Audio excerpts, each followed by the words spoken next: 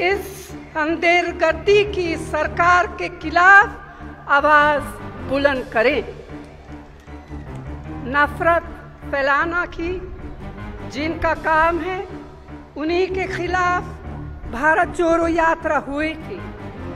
भाजपा सरकार की लूट झूठ, अहंकार और नफरत ने जिस तरह का माहौल बना दिया है, उससे मुक्ति पाए बिना न तो कर्नाटका तरक्की कर सकता है और न देश में प्रगति हो सकती है।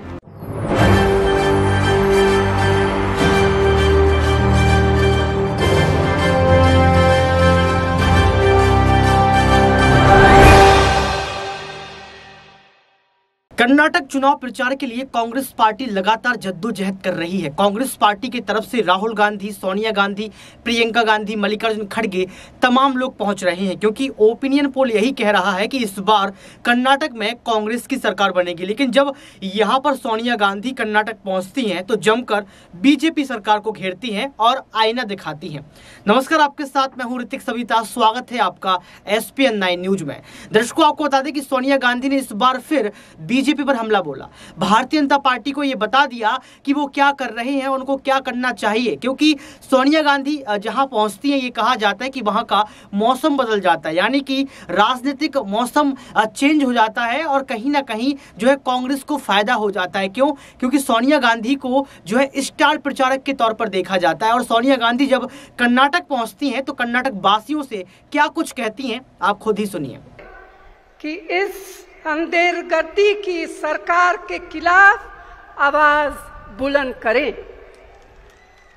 नफरत फैलाना की जिनका काम है, उन्हीं के खिलाफ भारत जोड़ो यात्रा हुई थी। भाजपा सरकार की लूट झूठ, अहंकार और नफरत ने जिस तरह का माहौल बना दिया है, उससे मुक्ति पाए बिना न तो कर्नाटका तरक्की कर सकता है और न देश में प्रगति हो सकती है। इसीलिए राहुल जी के साथ हजारों लाखों लोगों ने 4000 किलोमीटर की इस पदयात्रा में हिस्सा लिया था। आप देख रही हैं कि इस यात्रा में भाजपा को इतनी घबराहट हुई कि वह हर तरह के दमन पर उतारू हो गई है। क्या आपको नहीं लगता है कि आज जो सत्ता में बैठे हैं, डकैती दाल नहीं, उनका धंधा हो गया है? 2018 में आपने इन्हें सत्ता तो नहीं सौंपी, लेकिन इन्होंने डकैती डालकर सत्ता हथिया ली। इसके बाद उनके 40% सरकार आपका लूटने में लग गई। इनके नेता इतने घमंड में आ गए हैं कि न किसी सवाल का जवाब देते हैं और न किसी चिट्ठी का। उन्हें संसदता की कोई परवाह नहीं। संवैधानिक संस्थाओं को वे अपने जेब में समझते हैं। और मैं आपसे पूछना चाहती हूं कि क्या किसी भी सरकार में इस तरह की मनमानी आपने कभी देखी थी? क्या देखी थी आपने पहले? क्या लोकतंत्र ऐसे चलता है? ऐसे चलता है लोकतंत्र? नहीं। आज हालत यह है कि ये खुलेआम धमकी देते हैं, कहते हैं कि अगर ये जीत नहीं होते तो कर्नाटका को मोदी जी का आशीर्वाद नहीं मिलेगा। कहते हैं कि भाजपा हार गई तो यहाँ बहुत झगड़ा हो जाएंगे। मैं आपकी तरफ से इनसे कहना चाहती हूँ कि कर्नाटक के लोगों को इतना बेबस और लाचार मत समझे। कर्नाटक के लोग किसी के आशीर्वाद पर नहीं, अपनी मेहनत और संकल्प पर भरोसा करते हैं। कर्नाटक के लोग डरपोक नहीं है, लालची नहीं है कि आप उन्हें फुसला दें। कर्नाटक के लोग 10 मई को आपको बताएंगे कि वे किस मिट्टी से बने हैं। बहनों और भाइयों, आज इन्हें ये बताने का मौका आ गया है कि लाखों किसानों और दूध उत्पादकों के हित की अनदेखी करके नंदिनी जैसी अच्छी संस्था पर डकैती डालने का इनका षड्यंत्र यहाँ कामयाब होने वाली नहीं है। आज इन्हें ये बताने का समय आ गया है कि नेताओं का भाग्य जनता के आशीर्वाद से तय होता है। जनता का भाग्य किसी नेता के आशीर्वाद पर निर्भर नहीं होता। जनता तो अपनी किस्मत के फैसले खुद लेती है। कर्नाटक तो वैसे भी भगवान बसवन्ना की पवित्र भूमि है, जिन्होंने बिना किसी भेदभाव के सभी को बराबरी के अवसर देने का संदेश दिया है।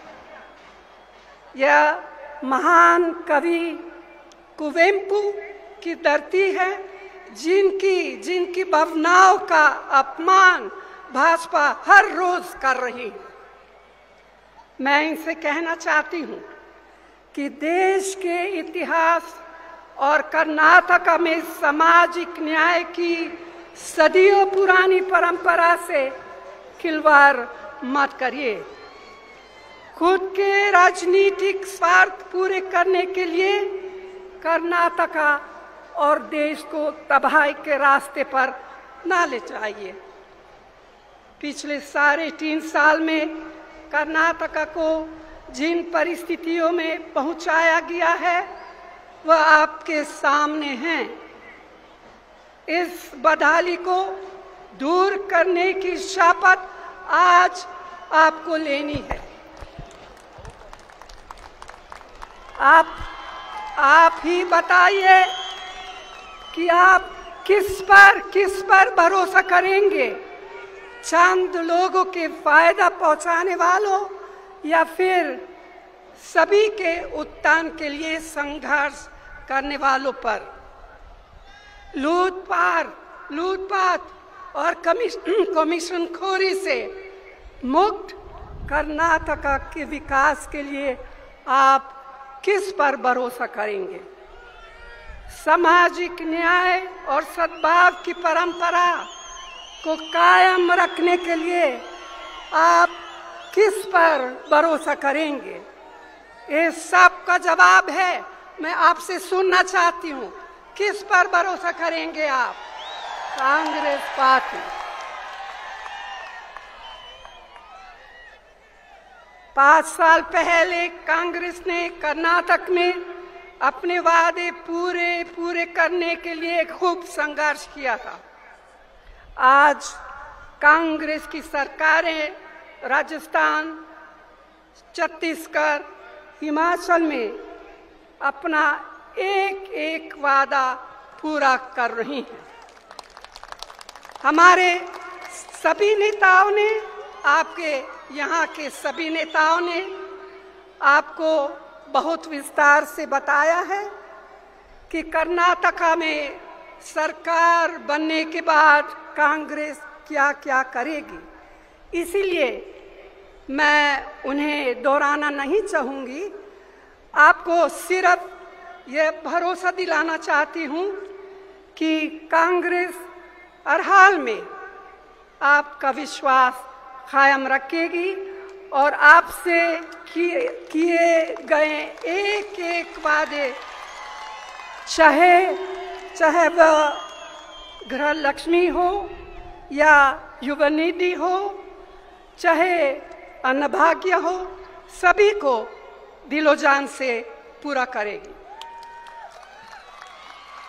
मेरा कर्नाटका के सभी भाई बहनों से अनुरोध है कि कर्नाटका को भाजपा की लूट से बचाने के लिए, कर्नाटका की लूट से बचाने के लिए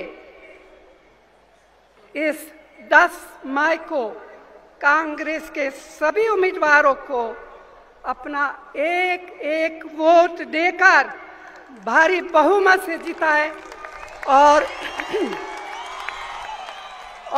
ईमानदार प्रगति की गारंटी देने वाली सरकार बनाकर अपना भविष्य उज्जवल बनाए।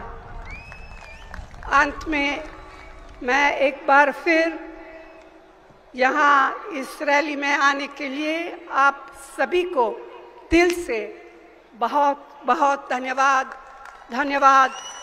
जय हिंद, जय कर्नाटका। तो सुना आपने इस वीडियो को सुनने के बाद आपको पता लग गया होगा कि किस तरीके से यहाँ पर जो है सोनिया गांधी ने बड़ा खुलासा कर दिया। एक तरफ वोटों की अपील की तो दूसरी तरफ जो है केंद्र की सरकार को जमकर घेरा, क्योंकि घेरना भी चाहिए। कर्नाटक में बीजेपी की सरकार थी, बोम्मई मुख्यमंत्री रहे और बोम्मई मुख्यमंत्री रहने के बावजूद भी ऐसा कुछ नहीं कर पाए जिस पर जनता भरोसा टेकाए, क्योंकि अभी तमाम ओपिनियन पोल यही कह रहे हैं कि इस बार कांग्रेस की सरकार बनने वाली है। क्योंकि यहाँ पर अगर हम लोग बात करें तो कर्नाटक चुनाव को जो है कहीं ना कहीं हिमाचल प्रदेश के चुनाव को जोड़ते हुए देखा जाता है। ये कहा जाता है कर्नाटक की जनता जो है विश्वास पात्र सरकार को ही चुनती है और जो विश्वासघात करता है अगले 5 साल में उस सरकार को बदल दिया जाता है। जैसा कि हिमाचल प्रदेश में पहले बीजेपी फिर कांग्रेस फिर बीजेपी फिर कांग्रेस, इस तरीके का जो क्रम लगा हुआ है, इसको लेकर कर्नाटक में भी जो है बातें की जाती है। अब देखना ये पड़ेगा कि सोनिया गांधी की इन बातों का प्रभाव कितना जो है बीजेपी पर पड़ता है और सोनिया गांधी का इस बयान को सुनने के बाद देश के प्रधानमंत्री क्या कुछ कहते हैं। आज के लिए सिर्फ इतना ही। देखते रहिए SPN9 न्यूज।